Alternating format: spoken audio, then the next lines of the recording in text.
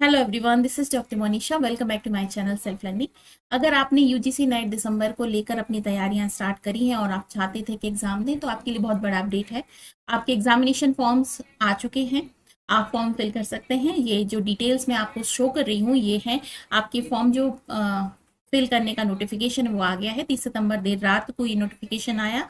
28 अक्टूबर 2023 तक आप अपना जो फॉर्म है वो फिल कर सकते हैं। 29 अक्टूबर तक रहेगा फीस सबमिट करने का लास्ट डेट।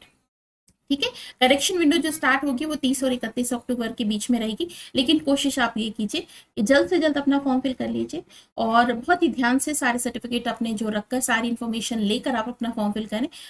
कोशिश करें कि कोई गलती ना हो कि करेक्शन विंडो की आपको जरूरत पड़े। फिर भी अगर पड़ती है तो 30 और 31 अक्टूबर तक आप अपनी करेक्शन विंडो में कोई भी करेक्शन होगा वो कर सकते हैं।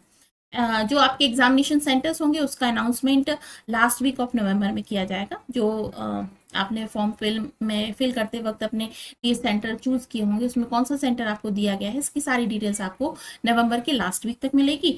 और जो एडमिट कार्ड है वो फर्स्ट वीक ऑफ दिसंबर में आएंगे, क्योंकि 6 दिसंबर से आपके एग्जाम है। ठीक है। जो सेंटर होगा, डेट एंड शिफ्ट, वो एडमिट कार्ड में आपके मेंशन रहेगा। ठीक है।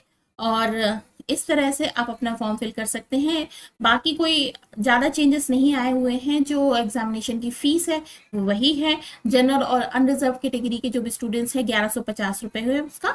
और EWS, OBC और NCL जो हैं उनके लिए 600 रुपये। SC ST PWD के स्टूडेंट जो हैं थर्ड जेंडर के लिए 325 रुपये की एग्जामिनेशन फीस है।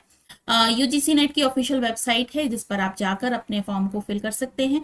और फिर भी कोई क्वेरी आती है तो इनकी जो आपने ये नंबर जो दिए गए हैं, इन नंबरों पर जाकर आप इन्हें मैसेज कर सकते हैं, कॉल कर सकते हैं। ठीक है। मेल आईडी भी दी हुई है।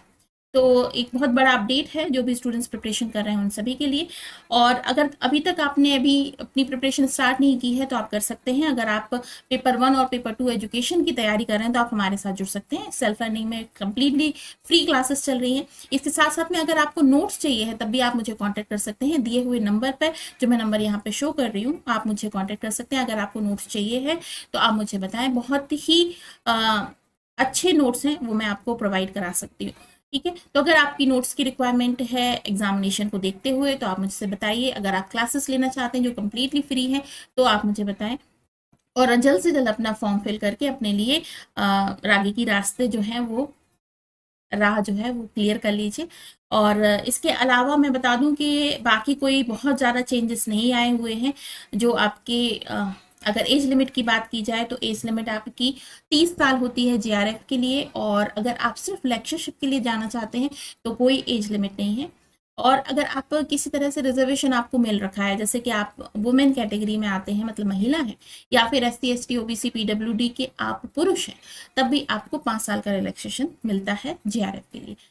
और अंतर क्या है दोनों में, तो ये बता दूं कि JRF जो है वो है आपका रिसर्च। अगर आप रिसर्च की फील्ड में जाना चाहते हैं तो अगर आपने JRF क्वालिफाई कर लिया है, क्लियर कर लिया है JRF के लिए, तो फिर आपको रिसर्च करना पड़ेगी, है ना। जूनियर रिसर्च फेलोशिप है।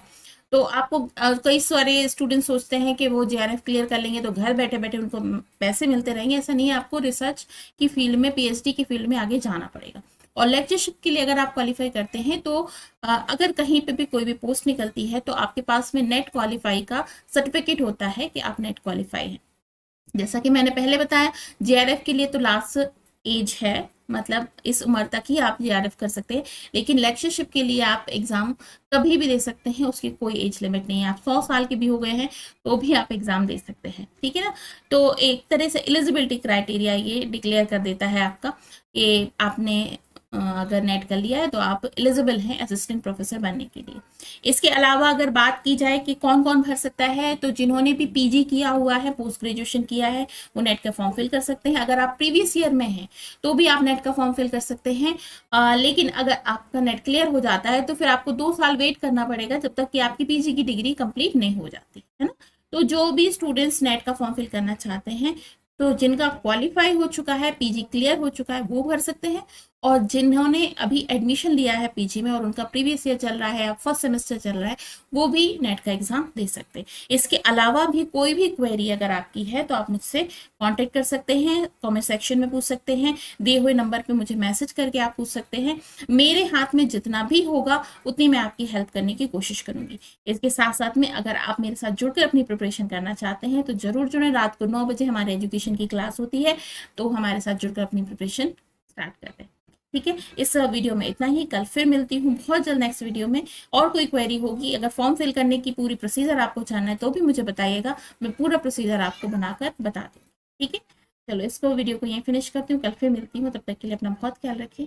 Bye bye.